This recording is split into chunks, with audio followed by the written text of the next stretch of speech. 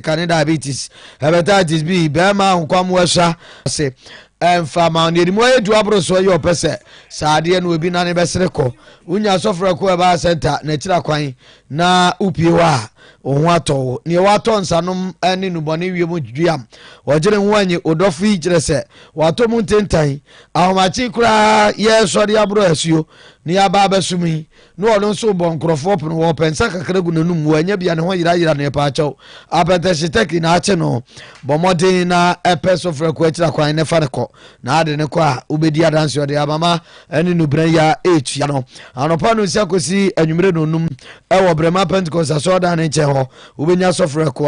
our friend was 0248 672271 0248 67 2271 so ofra so for reko abaje so na ye kanfo Genavi ediamau ye aduane ede ewo Genavi wate ye ba cho anopa se opa anopa de ne kwasi broni kan breakfast no wo English one abrofo de bi ana ye ne enso ye de kwasi broni be ka se normal one no morikoko mpampa no Genavi obema bi wo de America 10 diamau na eto nche ne awia no ni obedie se jollof na pa na fried rice na pa Genavi jollof in the fried rice. Emu se we nya di anwa afo ni se tabne bia. Emu we na de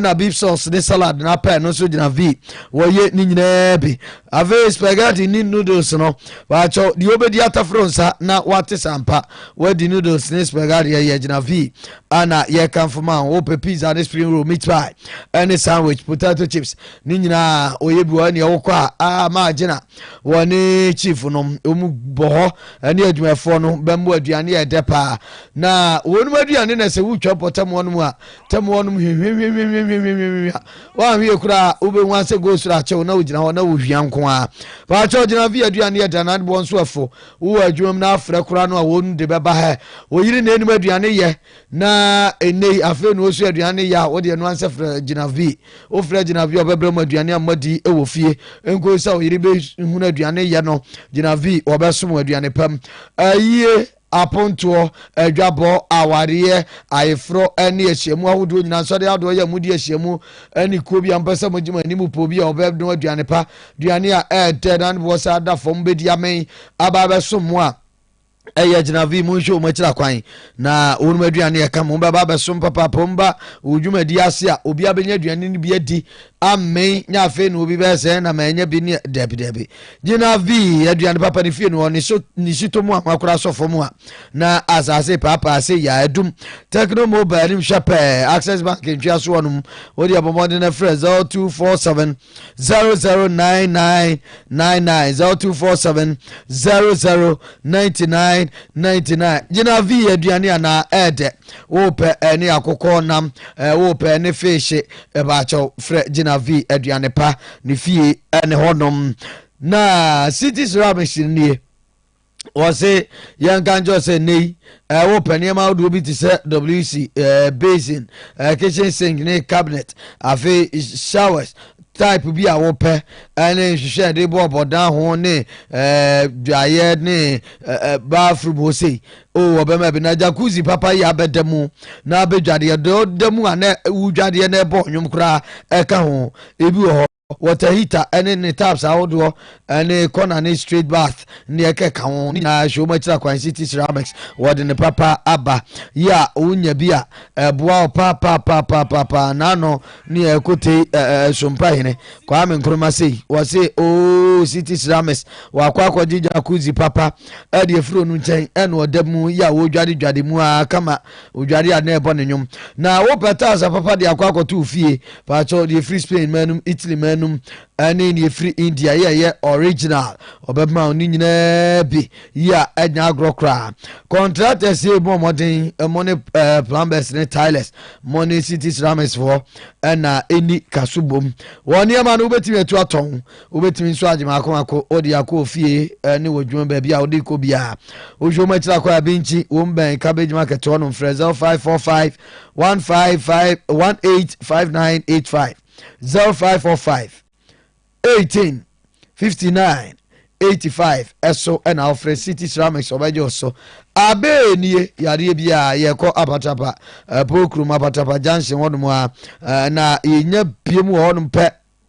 na kire se yade no wase atu sigil say ye ne test ne scan how do nyina bi honum prostate mu how bema fakwai enlargement ne cancer obehwe to ase de amount afi low sperm count diabetes nom ani obi atwere ha no ne wanya namu sa yade ahodo hepatitis yade koko ne ne keka ho typhoid fever de oba vitiko mu ha obia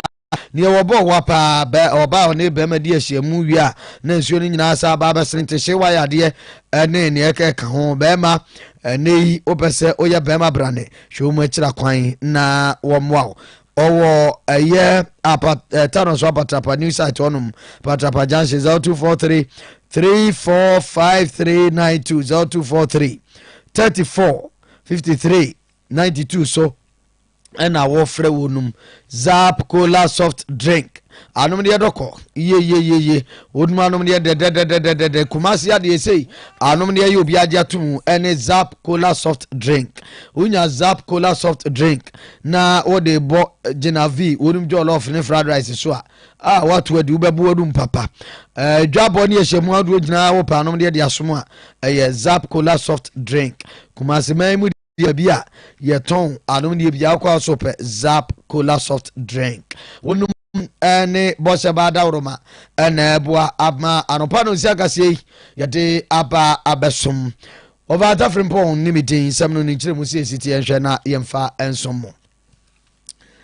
akane temu afopedin ye kire former Chief Justice Mame Georgina Theodore Hood word na KaseƐ na nafutuo ni adesrede wode ma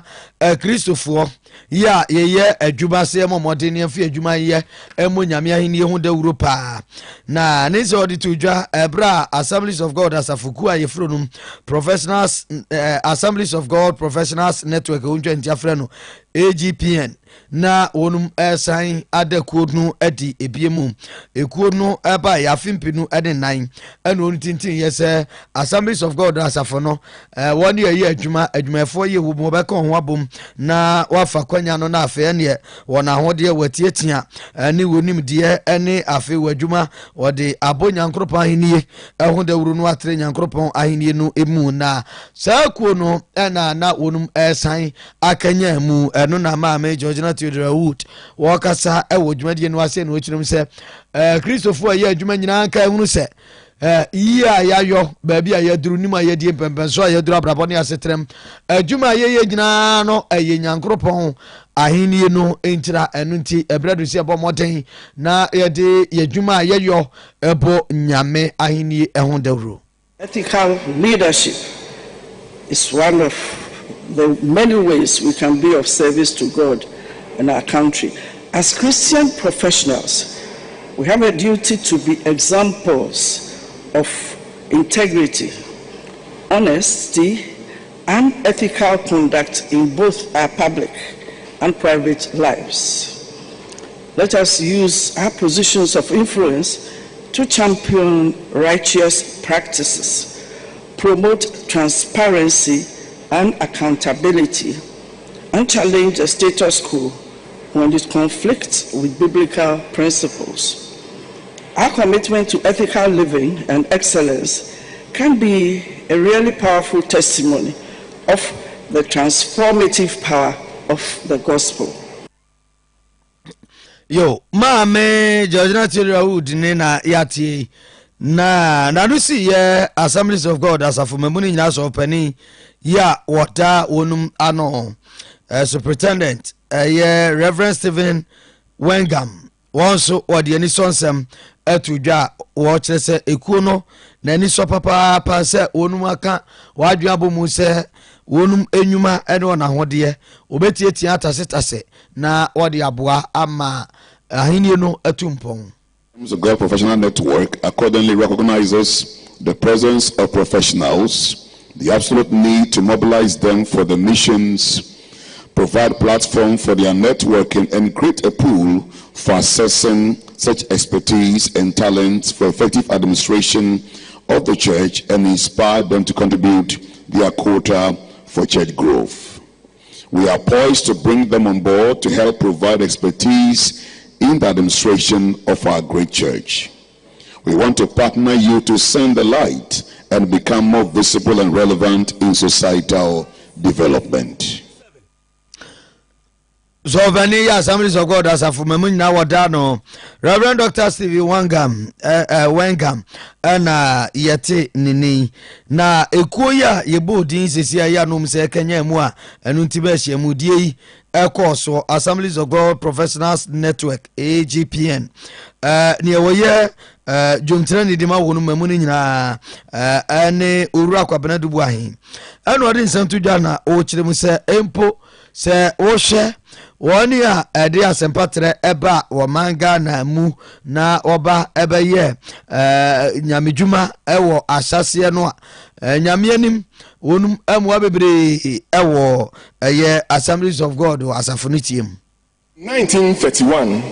when Assemblies of God missionaries first arrived in the country, their major preoccupation was to preach the message of the gospel of Christ to the people. But they were soon to realize that they were faced with a daunting and enormous task of fighting hunger, disease, poverty, and illiteracy. To give practical meaning to the biblical teaching of caring for the needy and alleviating the suffering of the people, the missionaries, many of them learned in diverse fields, organized literacy classes for the indigenous people and taught them various arts of block making, door and window frame fabrication, roof trusses construction, and enhanced agriculture. Entina Ura Kwabenedu ya wono ena Assemblies of God Professionals Network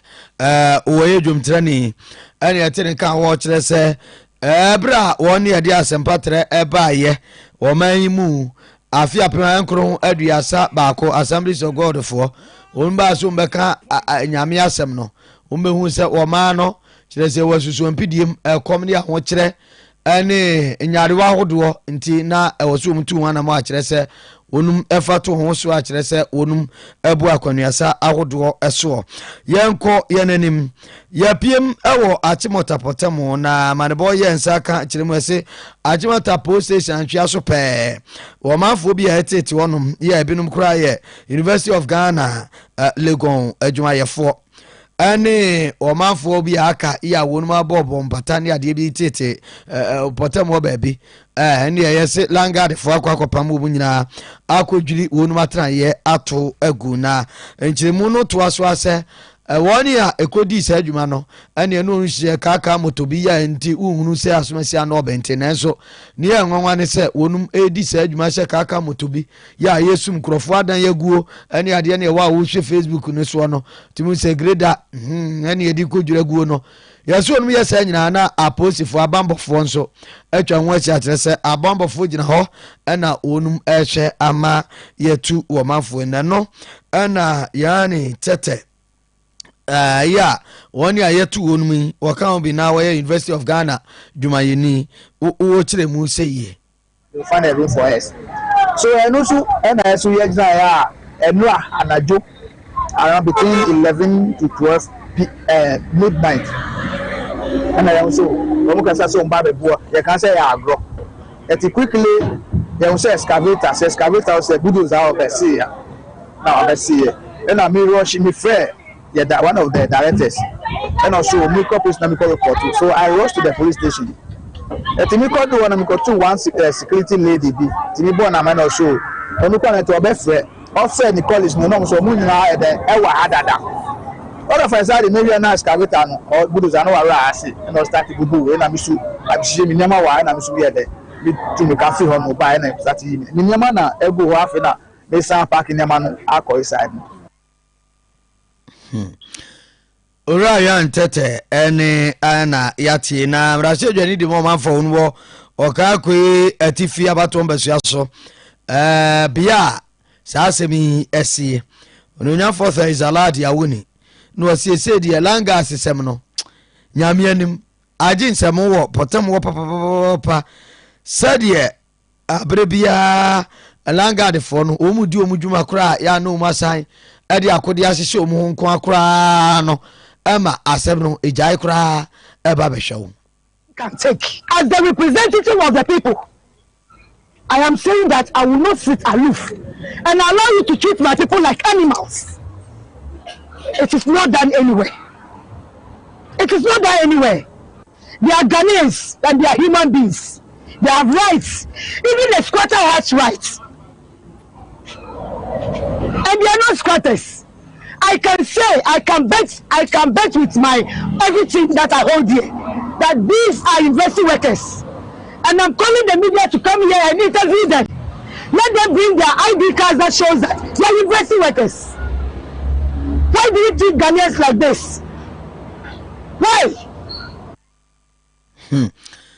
Yo, Brazil Johnny no man from work akwe atifi abato besia so no nya for Thursday salad ya woni na nani abrenie maame so no anope odi na ho ofa bugbo mu sa akire se wo se won ya onum ti wono university adwumayefo sentrofo ya panu kodi nkomo no num fa wonum adanse de akire so mu university adwumayefo emra akire se wonum nye womanfo a wonum a na pete mo asase wonum akwakofa bombu atratra so sa akwa ya asemu yanko yanim Dr. Mahmoud Bawumia mampani abede akire ya sa abede MPP abanyoku wono ene hi frank adema wonum di wonum akọ afi abato emu huni obondi sa na kwa nkroma no duru nkroma kotesu mpahene ne na kire huni ya wonye ne adia na Dr. Mahmoud Bawumia akire se Ghana foi wode mo ko digitization kurumu di wode mo na yententenu a onyanuru oba bia enti momoano na wonfamo enkonkoduru wose ekwan mu kuro onyanuru ba bia mpo enene wode Ghana card aba afei mobile money interoperability enso wode aba ende ekeka woni niam bebre digital address system wode aba na afia nkasa no de bekọ akogina kronum na no no obetimi de makọ bra mo beto abade ama no so onye mampanin ane osomu saa no a oso siti animu a vum Ghana ni betia no na walande ewo digitization krom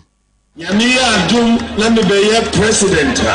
me person me di solar power generation of electricity to reduce the cost of electricity in Ghana. With the 2,000 megawatts of solar power, every kind of generation makes no so. Now, the cost of electricity above from by 50%. Now, abua yenina.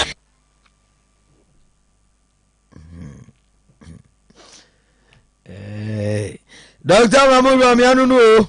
na akuapem atifia batom besiaso and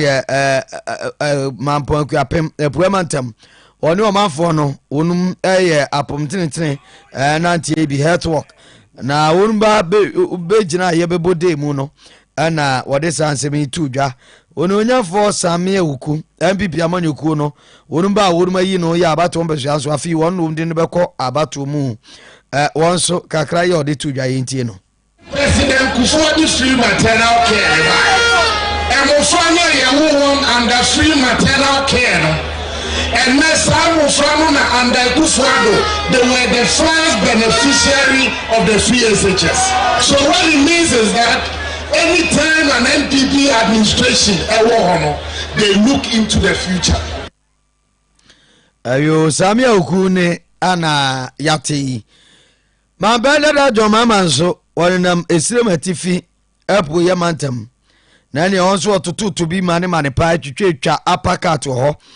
na sentam se moka ya de babetu monim na otwetwa mu no se ye dwumade bi ekoso Ghana Report Summit ya na onum ekasa efa ba ye bekọ akoto kwa ne ye befa so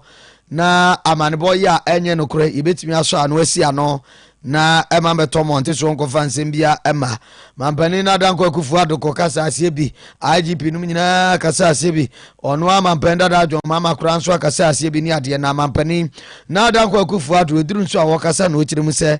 oni ohun se amanusem woni awodum ene ne si akan abre biom hyeda ehye kokoom kuntuna ase na ne onum anoa atropa mana bene na ondi abre Ghana fo adi ameafo no mampani na dan kwakufu ato ene na busua eho na wode ekokobo ajapade enkrata ya apie monteso na nsem no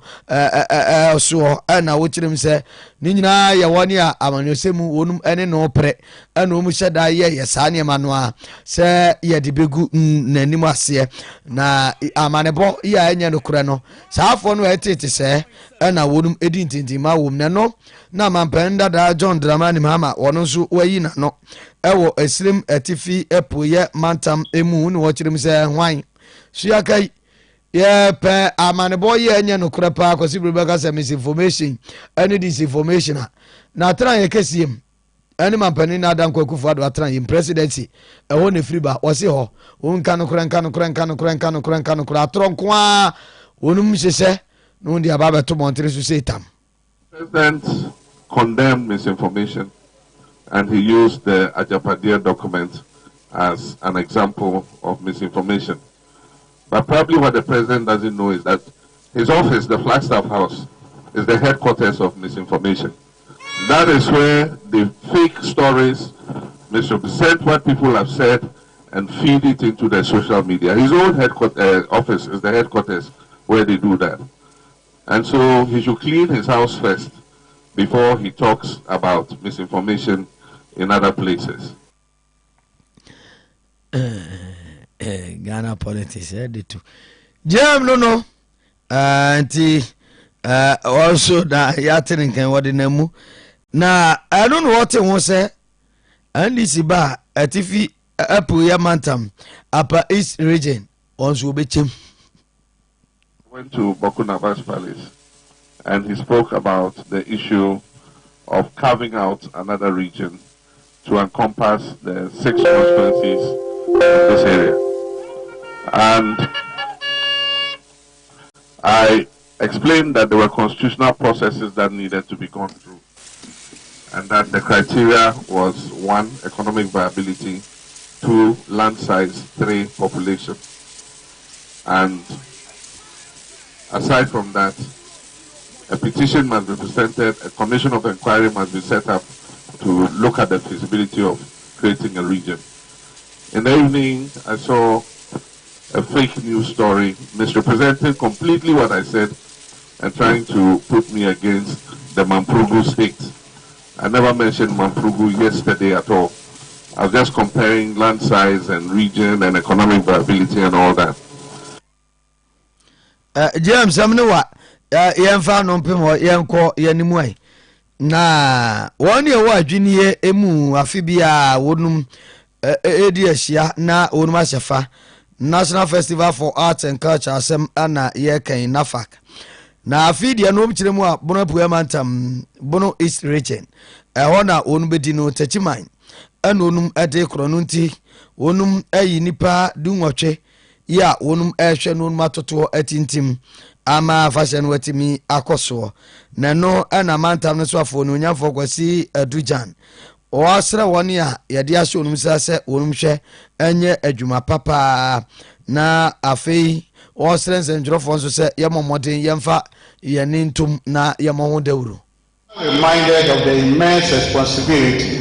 and the opportunity it presents. This year's festival promises to be a grand celebration, bringing together a diverse group of participants, including diplomats, the business community, traditional and local government authorities, academia, and the general public. It is through such inclusivity and collective effort that we can truly harness the power of our culture for the betterment of our country. No nyafo kwasi adujan no na National Festival for Arts and Culture no ne oya pani kwantre for da no executive director ne na no wa hina champon ne wonso wode tu dwochirem se onwumadie no aboa o mansi kasem na gusu aboa o mansi kasem enti yenhwe na yenya no wa tu na Arts and Culture. The National Festival of Arts and Culture NAFA And so, I feel so proud to be here to oversee the inauguration of the local organizing committee, who has been drawn from various key stakeholder organizations to support the planning of this year's NAFAC. Nana Chair, ladies and gentlemen, the National Festival of Arts and Culture, which has been the key national and international arts and culture event of Ghana for over 60 years, has contributed significantly to the socio-cultural and economic growth of our country. Na bono ananuma trankonya ne oye pani ya wada wonum ano bono apoye mu bono East Regional House of Chiefs wono aso ne ye jimahene mapim ya kabrese ya otoso enum ona dwumadi na oye dwumtrani na nensam ya wode ya tudwo chirim se obeta akire na nanom ahode ne omode mo bia no onum ade beboa Nasa amamre na mami yeah ana pedia eswa adia abai ose amupo sefama sana nagi pedia jo esefama safani ewo Yani kubi. Ebi esaba. Sana kubi. That is central meaning and Islamic. Neti. Police.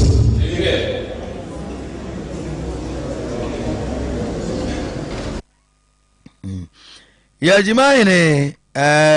pim kabrese ya otoso enum ana yete nenkan ya fancy wo Christian Education Complex wo Ntampo bono puwe mantemu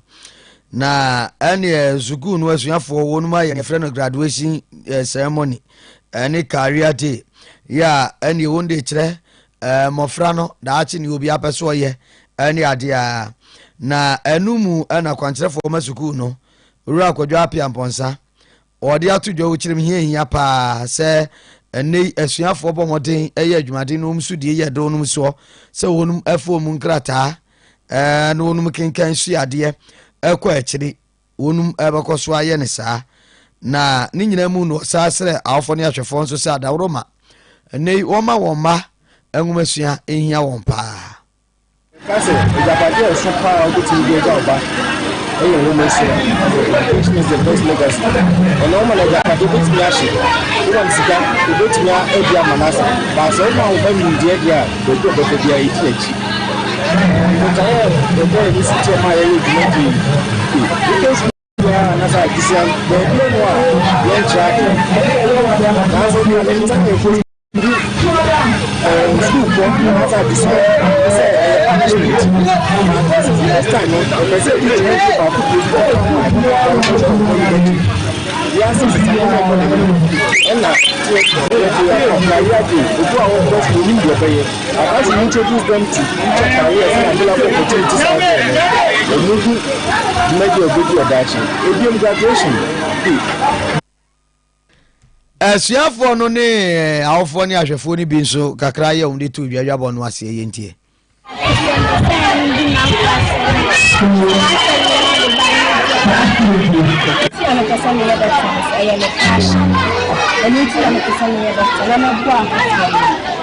me ya to say to say a month for the accident into I am me come up and you see a person that never more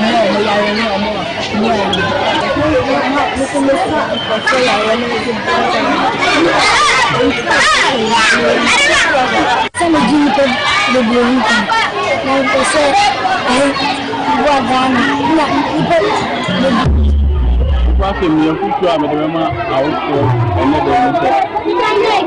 ye ma no betumi anyina kodu botaya a omo apeso nkodu ho a ade se ye de agapade ɛyɛ sika ɛne nneɛma ahoɔden a ɛwɔ nyinaa de ka wɔn akyi. Yo satia no boshe bankani ankwa na ye papa yedi ho dance ama wo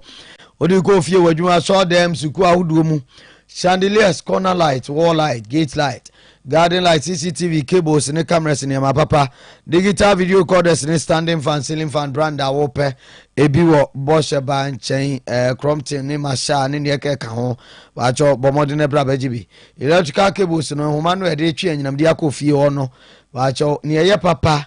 ewu ajamade ni bipio kopa ye mfa ja hyehye ma ni nyina do supu e wa ha na ni gisam ne se boshe ba o manga na ba bia wo bia person ni edi dwa fukura no anse na ba edi tudwa e wo frɛ na ye no wadi nkomo ye wo hia wa sende usika de aba enso ya hye ne ma no ye de amaneka na odi abrɛw umpe na apede yen hotels outdoor ne Miami outdoor mo ene mo ye real estate no nkane papa ye be ma ho no ma ye kama de obi ko obeje